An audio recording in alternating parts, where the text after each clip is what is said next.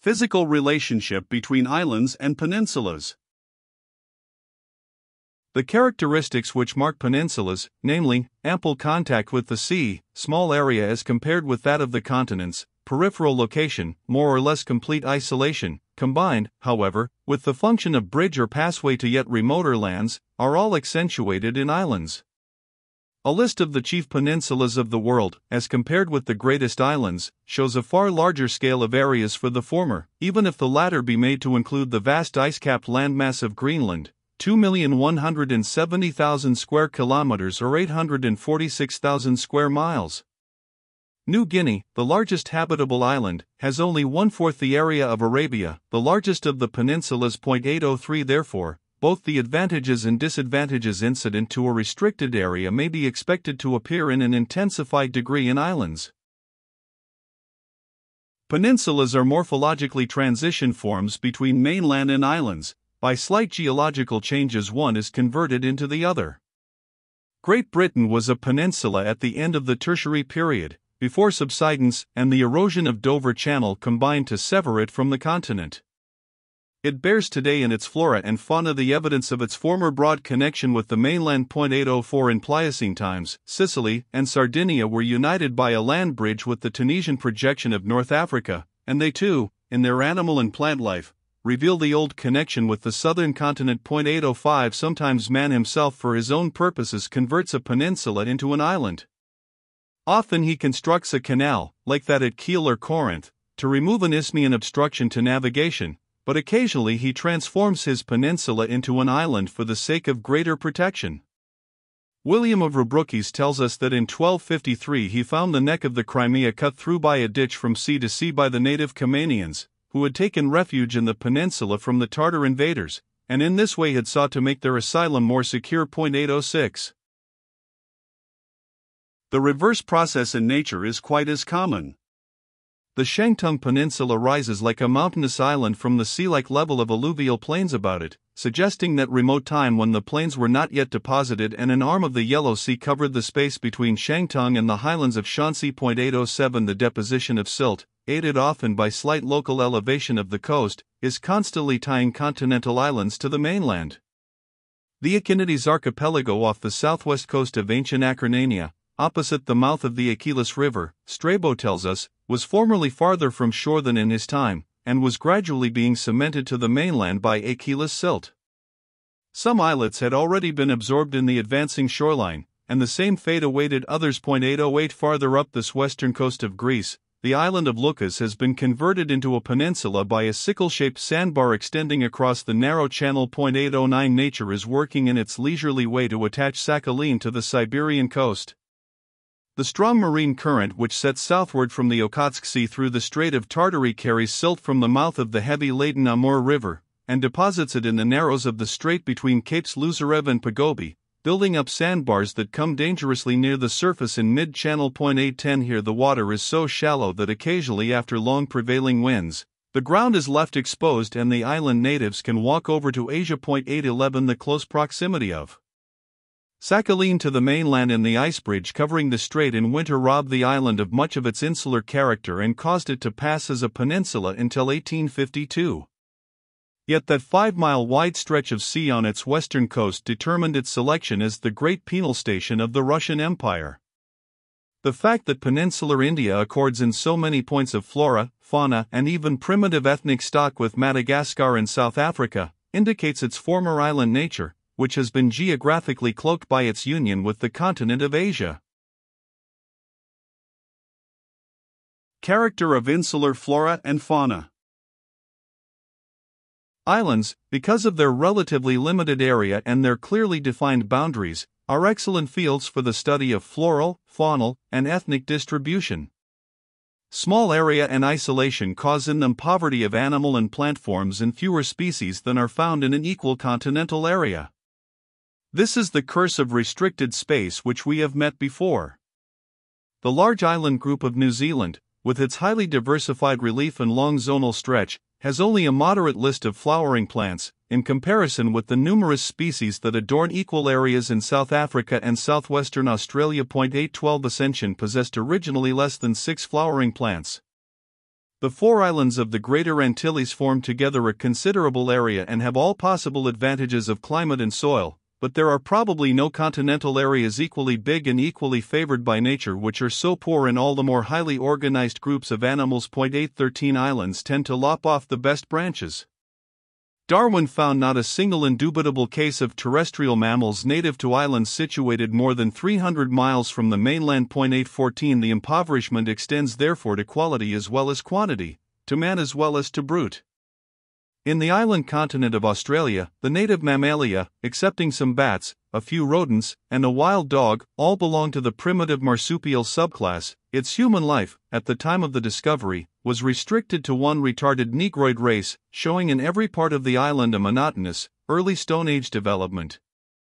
The sparsely scattered oceanic islands of the Atlantic, owing to excessive isolation, were all, except the near-lying Canaries, uninhabited at the time of their discovery, and the Canary Islanders showed great retardation as compared with their parent stock of northern Africa.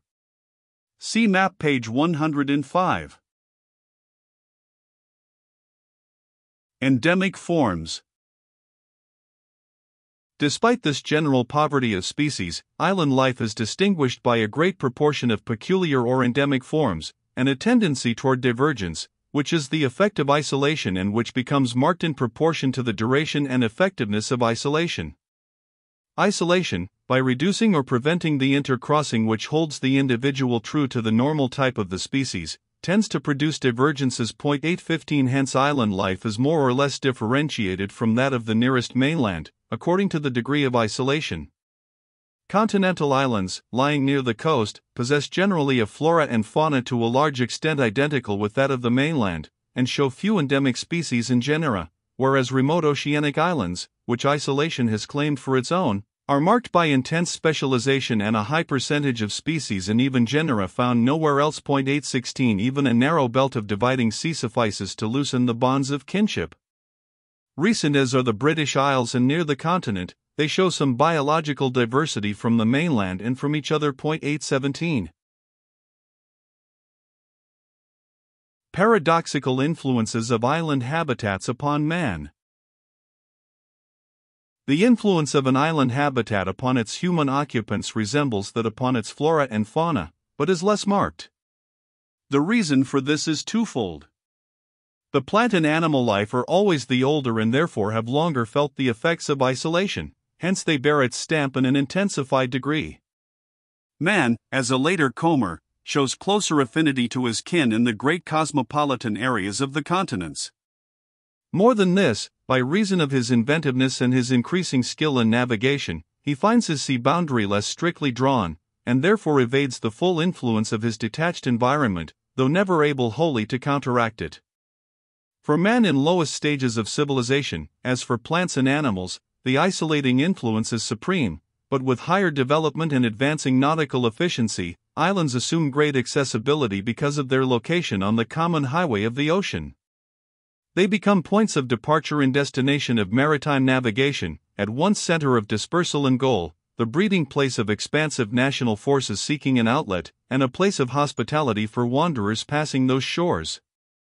Yet all the while, that other tendency of islands to segregate their people, and in this aloofness to give them a peculiar and indelible national stamp, much as it differentiates its plant and animal forms, is persistently operative. Conservative and radical tendencies.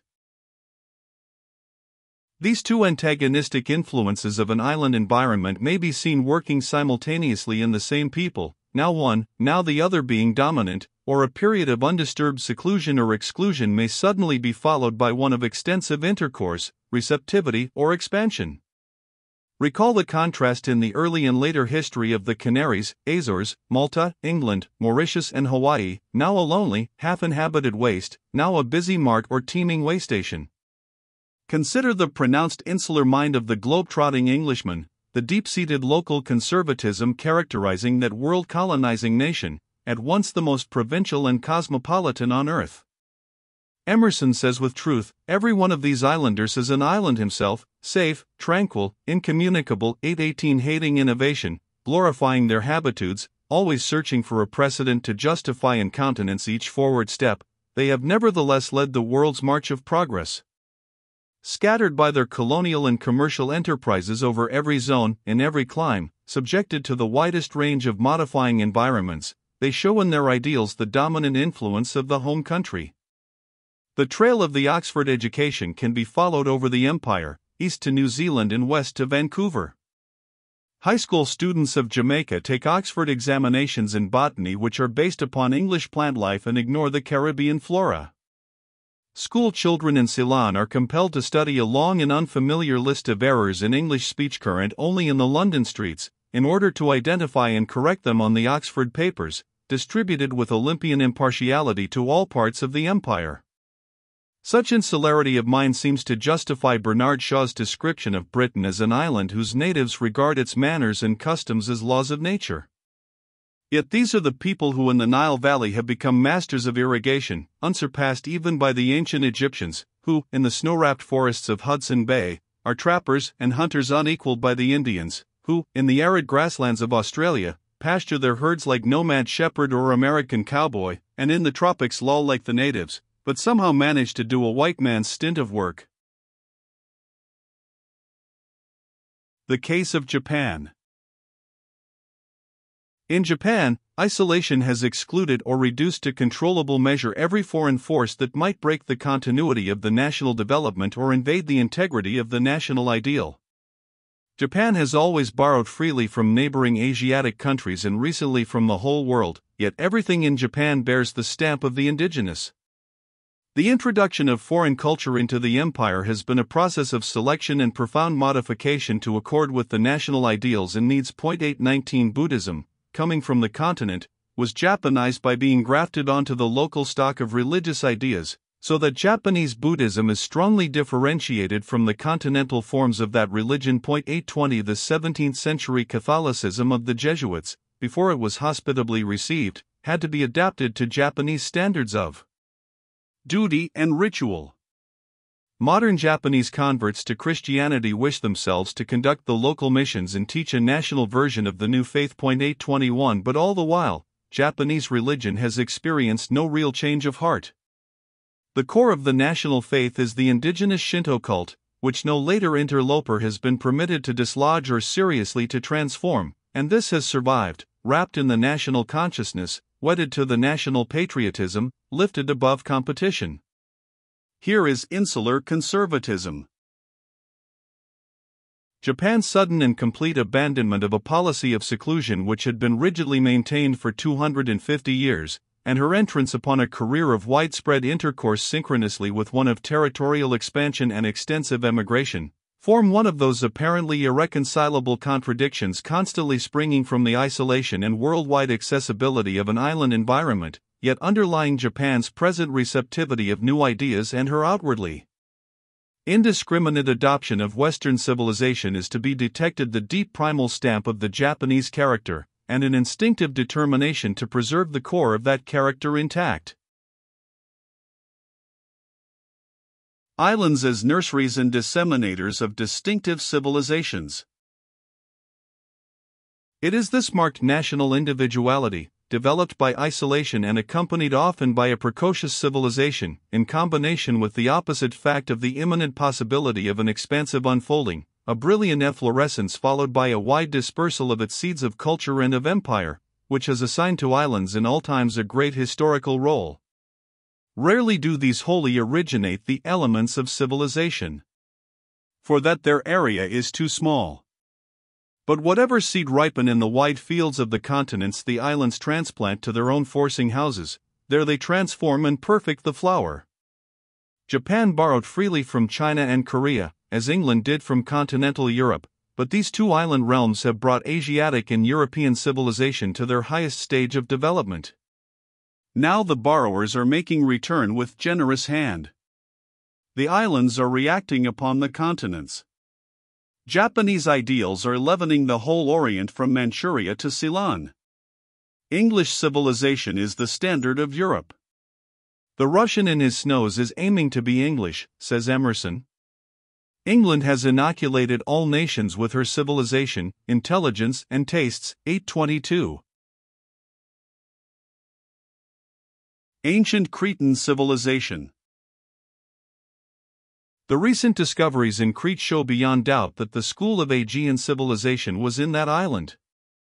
Ancient Phoenicia, Argos, even Mycenae and Tiryns put off their mask of age and appear as rosy boys learning none too aptly of their great and elderly master. Borrowing the seeds of culture from Asia and Egypt, 823 Crete nursed and tended them through the Neolithic and Bronze Age, transformed them completely, much as scientific tillage has converted the cotton tree into a low shrub. The precocity of this civilization is clear.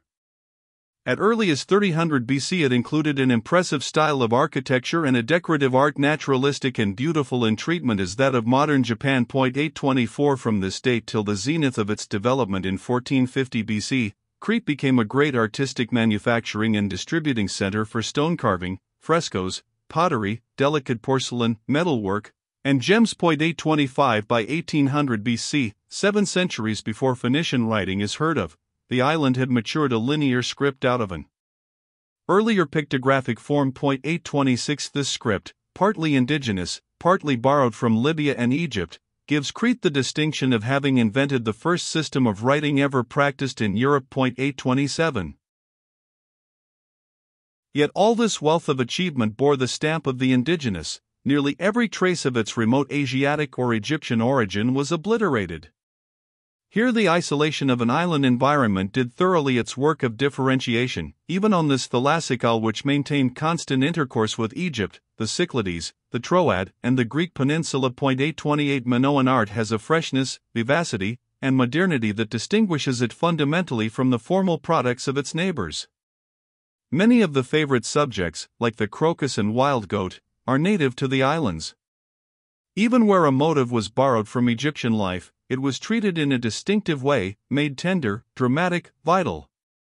In religion, as in art generally, Crete translated its loans into indigenous terms, and contributed as much as it received. 829 The curator of Egyptian antiquities in the New York Metropolitan Art Museum examined 500 illustrations of 2nd and 3rd millennium antiquities from Gornia and Vasiliki in Crete, made by Mrs. Harriet Boyd Hawes during her superintendence of the excavations there, and pronounced them distinctly un-Egyptian, except one vase, probably an importation. 830 All this was achieved by a small insular segment of the Mediterranean race in their Neolithic and Bronze Age, before the advent of those northern conquerors who brought in an Aryan speech and the gift of iron.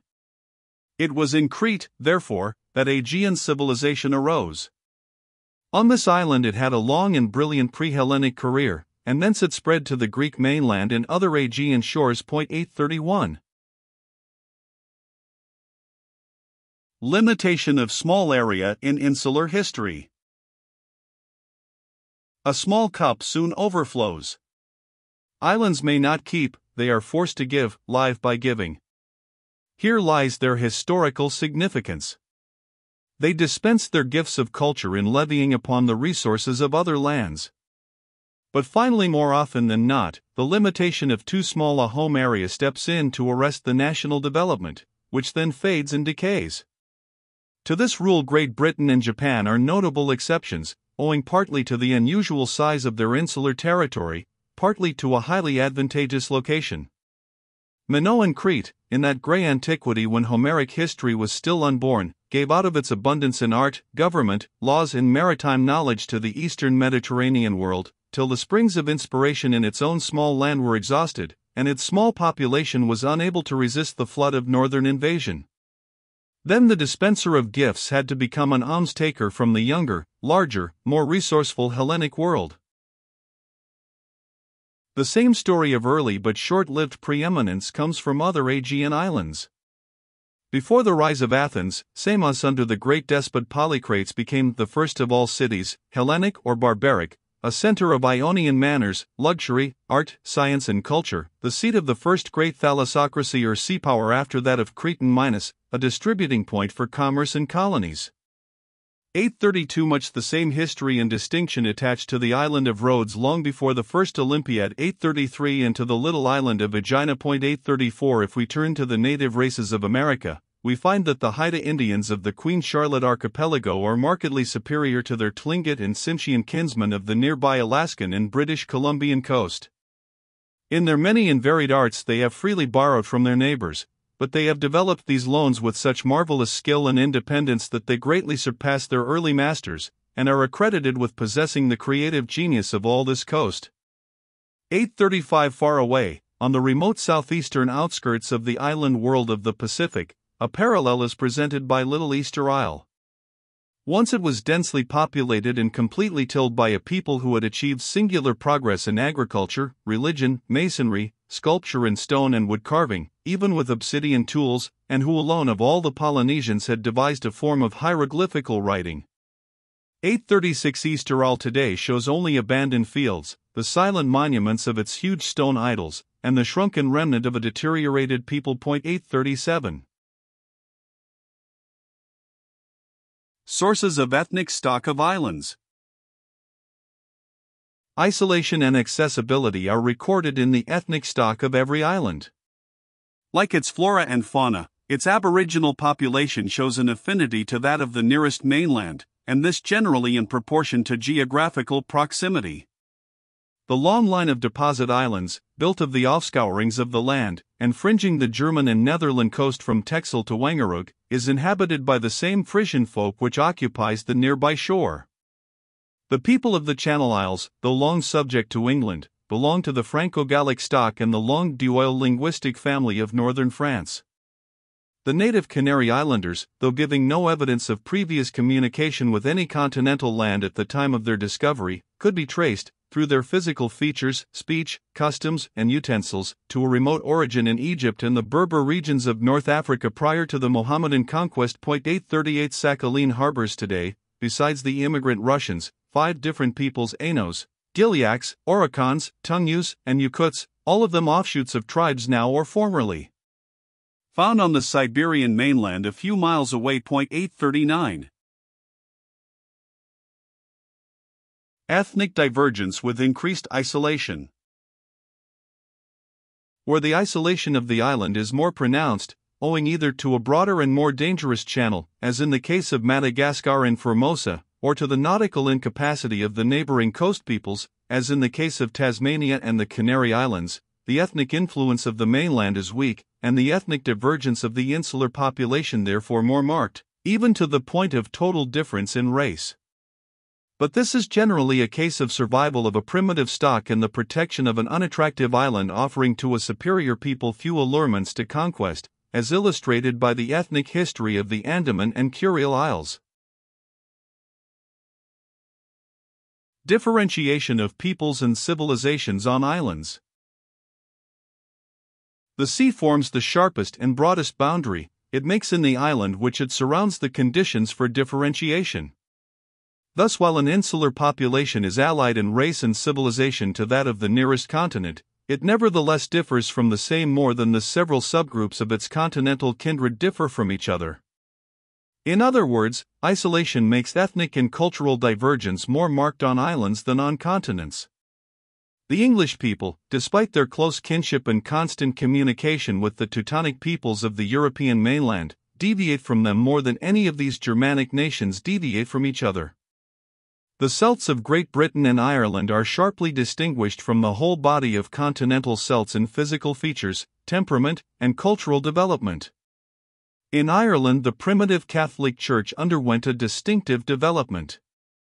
It was closely bound up in the tribal organization of the Irish people, lacked the system, order, and magnificence of the Latinized Church, had its peculiar tonsure for monks, and its own date for celebrating Easter for nearly 300 years after the coming of St. Patrick. 840 The Japanese, in their physical and mental characteristics, as in their whole national spirit, are more strikingly differentiated from the Chinese than the agricultural Chinese from the nomadic Buriat shepherds living east of Lake Baikal, though Chinese and Japanese are located much nearer together and are in the same stage of civilization.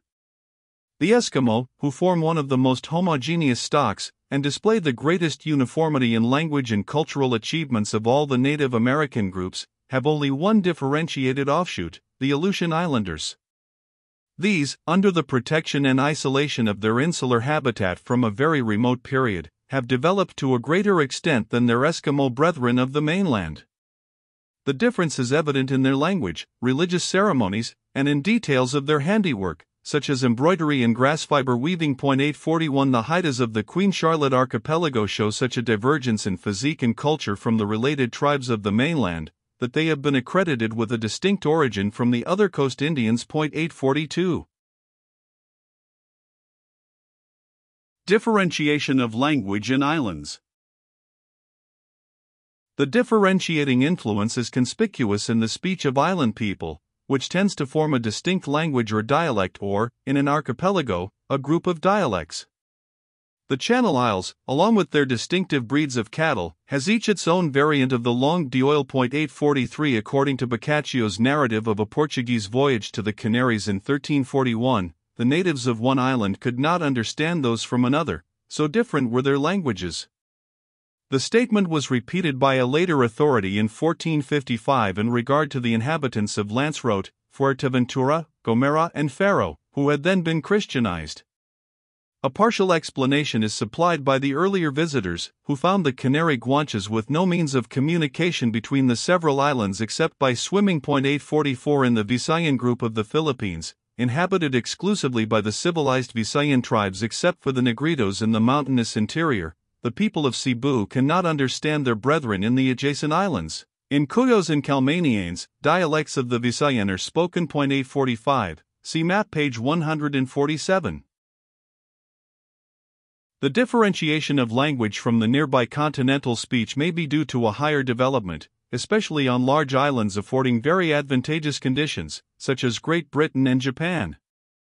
Japanese speech has some affinity with the Great Altaic linguistic family, but no close resemblance to any subgroup. 846 It presents marked contrasts to the Chinese because it has passed beyond the agglutinative stage of development, just as English has sloughed off more of its inflectional forms than the continental Teutonic languages. Archaic forms of speech in islands. More often the difference is due to the survival of archaic forms of speech. This is especially the case on very small or remote islands, whose limited area or extreme isolation or both factors in conjunction present conditions for retardation. The speech of the Sardinians has a strong resemblance to the ancient Latin, retains many inflectional forms now obsolete in the continental Romance languages, but it has also been enlivened by an infusion of Catalan words, which came in by the bridge of the Balearic Islands during the centuries of Spanish rule in Sardinia. 847 Again, it is in Minorca and Majorca that this Catalan speech is found in its greatest purity today. On its native soil in eastern Spain, especially in Barcelona, it is gradually succumbing to the official Castilian, and probably in a few centuries will be found surviving only in the protected environment of the Balearic Isles. Icelandic and the kindred dialects of the Shetland and Faroe Islands had their origin in the classic Norse of the 9th century, and are divergent forms of the speech of the Viking explorers. 848 The Old Frisian tongue of Holland, sister speech to Anglo-Saxon, survives today only in West Friesland beyond the Great Marshlands, and in the long-drawn belt of coastal islands from Terschelling through Helgoland to Salt, as also on the neighboring shores of Schleswig-Holstein. 849 This region of linguistic survival, insulated partially by the marshes or completely by the shallow Wattenmeer of this lowland coast, reminds us of the protracted life of the archaic Lithuanian speech within a circle of sea and swamp in Baltic Russia, and the survival of the Celtic tongue in peninsular Brittany, Cornwall, Wales, in Ireland, and the Highlands and Islands of Scotland. Unification of race in islands. Islanders are always coast dwellers with a limited hinterland. Hence their stock may be differentiated from the mainland race in part for the same reason that all coastal folk in regions of maritime development are differentiated from the people of the backcountry, namely, because contact with the sea allows an intermittent influx of various foreign strains, which are gradually assimilated.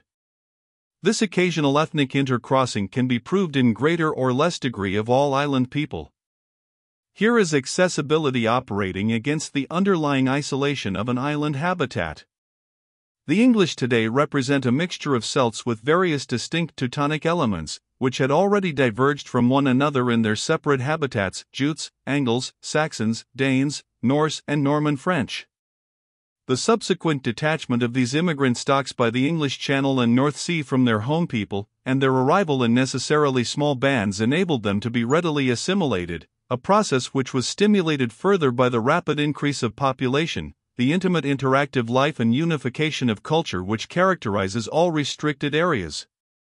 Hence islands, like peninsulas, despite ethnic admixtures, tend to show a surprising unification of race. They hold their people aloof from others and hold them in a close embrace, shut them off and shut them in, tend to force the amalgamation of race, culture, and speech. Moreover, their relatively small area precludes effective segregation within their own borders, except where a mountainous or jungle district affords a temporary refuge for a displaced and antagonized tribe. Hence there arises a preponderance of the geographic over the ethnic and linguistic factors in the historical equation. The uniformity in cranial type prevailing all over the British Isles is amazing. It is greater than in either Spain or Scandinavia. The cephalic indices range chiefly between 77 and 79, a restricted variation is compared with the 10 points which represents the usual range for Central Europe, and the 13 between the extremes of 75 and 88 found in France and Italy. 850 Japan stands in much the same ethnic relation to Asia as Britain to Europe. She has absorbed Aino, Mongolian, Malay, and perhaps Polynesian elements, but by reason of her isolation has been left free to digest these at her leisure, so that her population is fairly well assimilated, though evidences of the old mixture can be discerned. 851 in Corsica and Sardinia, a particularly low cephalic index, dropping in some communes to 73, and a particularly short stature point to a rare purity of the Mediterranean race, 852, and indicate the maintenance here of one ethnic type. Despite the intermittent intrusion of various less pure stocks from the Italian mainland, Africa, Phoenicia, Arabia, and Spain. The location of the islands off the main routes of the basin, their remoteness from shore, and the strong spirit of exclusiveness native to the people, 853 bred doubtless from their isolation, have combined to reduce the amount of foreign intermixture. Remoter sources of island populations. Islands do not necessarily derive their population from the land that lies nearest to them. A comparatively narrow strait may effectively isolate, if the opposite shore is inhabited by a nautically inefficient race, whereas a wide stretch of ocean may fail to bar the immigration of a seafaring people. Here we find a parallel to the imperfect isolation of oceanic islands for life forms endowed with superior means of dispersal, such as marine birds, bats, and insects. 854 Iceland, though relatively near Greenland, was nevertheless peopled by faraway Scandinavians.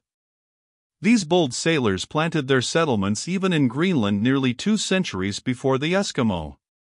England received the numerically dominant element of its population from across the wide expanse of the North Sea, from the bare but seaman-breeding coasts of Germany, Denmark, and Norway, rather than from the nearer shores of Gaul. So the Madeira and Cape Verde Isles had to wait for the coming of the nautical Portuguese to supply them with a population, and only later, owing to the demand for slave labor, did they draw upon the human stock of nearby Africa, but even then by means of Portuguese ships. Double sources. Owing to the power of navigation to bridge the intervening spaces of water and hence to emphasize the accessibility rather than the isolation of these outlying fragments of land, we often find islands facing 2 or 3 ways, as it were, tenanted on different sides by different races, and this regardless of the width of the intervening seas, where the remote neighbors excel in nautical skill.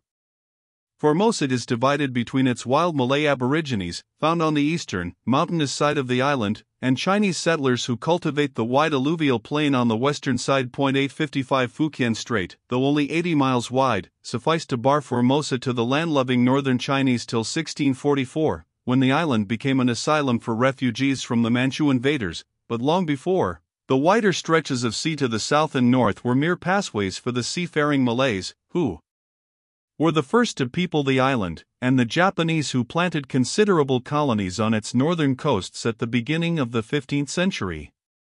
See map page 103.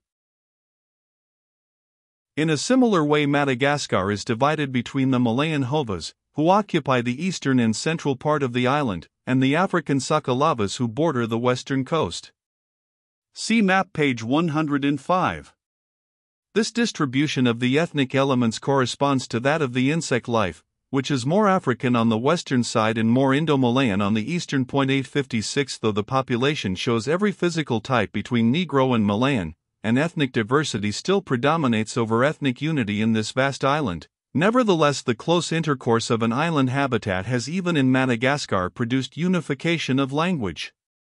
Malayan speech of an ancient form prevails everywhere, and though diversified into dialects, is everywhere so much alike that all Malagases can manage to understand one another. 857 The first inhabitants were probably African, but the wide Mozambique current, 230 miles, with its strong southward flow, was a serious barrier to fresh accessions from the mainland, especially as the nautical development of the African tribes was always low. Meanwhile, however, successive relays of sea-bred Malay Polynesians crossed the broad stretch of the Indian Ocean, occupied the island, and finally predominated over the original Negro stock. 858 Then in historic times came Arabs, Swahilis, and East Indians to infuse an Asiatic element into the population of the coasts, while Portuguese, English, Dutch, and French set up short-lived colonies on its shores. But despite this intermittent foreign immigration, the fundamental isolation of Madagascar, combined with its large area, enabled it to go its own slow historical gait, with a minimum of interference from outside, till France in 1895 began to assume control of the island. Mixed population of small thalassic isles. Small thalassic islands, at an early date in their history, lose their ethnic unity and present a highly mixed population. The reasons for this are two. The early maritime development characterizing enclosed seas covers them with a network of marine routes, on which such islands serve as way stations and mid-sea markets for the surrounding shores. Sailors and traders, colonists and conquerors flock to them from every side. Such a nodal location on commercial routes ensures to islands a cosmopolitanism of race, as opposed to the ethnic differentiation and unity which follows an outlying or oceanic situation. Here the factor of many-sided accessibility predominates over isolation. The prevailing small area of such thalassic islands, moreover, involves a population so small that it is highly susceptible to the effects of intercrossing. Too restricted to absorb the constant influx of foreign elements, the inhabitants tend to become a highly mixed, polyglot breed. This they continue to be by the constant addition of foreign strains, so long as the islands remain foci of trade or strategic points for the control of the marine highways. Diomede Island in Bering Strait is the great marketplace of the polar tribes. Here Siberian Chukchas and Alaskan Eskimos make their exchanges. The Eskimo of St. Lawrence Island in Bering Sea, from long intercourse, have adopted certain articles of dress, the boats, and part of the vocabulary of the Chukchas. 859 Kilwaru, located on a sandbank at the eastern end of Seram, on the border between Malayan and Papuan Island districts, is the metropolis of native traders in the Far East. Here gather the prows of the seafaring Bugis bringing manufactured goods from Singapore, and boats laden with the natural products of New Guinea. 860 The smaller these island marts and the wider their circle of trade, the more mixed is their population. Thursday Isle, an English coaling station in Torres Strait, is a port of call for all steamers bound from Europe or China for East Australian ports, besides being a center of a big local trade in pearl shell and tripong. Hence its population of 526 souls comprises 270 Europeans of various nationalities, including British, Germans, Scandinavians, Danes, Spanish, Portuguese, French and Australians of European origin, besides 256 South Sea Islanders, Papuans, Africans, Philippines, Chinese and other Asiatics. 861 Mixed population of island markets. Antiquity shows the same thing on a smaller scale, which grew, however, with the expansion of the circle of commerce. Ancient Aegina in the Saronic Gulf received inhabitants from Crete, Argos, Epidaurus in eastern Argolis and Athens. It became a central maritime market and its people sea traders, whose goods of a certain small kind became known as Aegina wares. 862 Delos at the crossroads of the Aegean was the center of longer radii.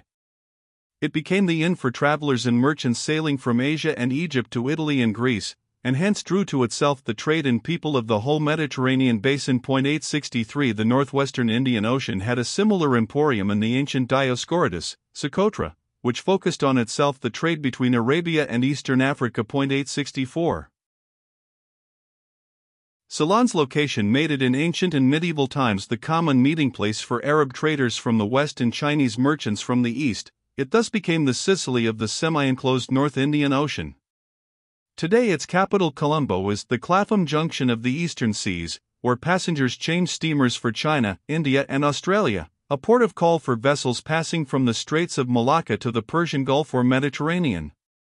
Hence Ceylon's solid nucleus of Sinhalese and Tamil population, protected against absorption by the large area of the island, 25,365 square miles, is interspersed in the coastal districts with Arabs, Portuguese, Eurasians dating from the Old Portuguese occupation, and some 10,000 Europeans. 865 The island of Gotland, located at the crossroads of the Baltic, was early adopted by the Hanseatic merchants as their maritime base for the exploitation of Swedish, Finnish, and Russian trade.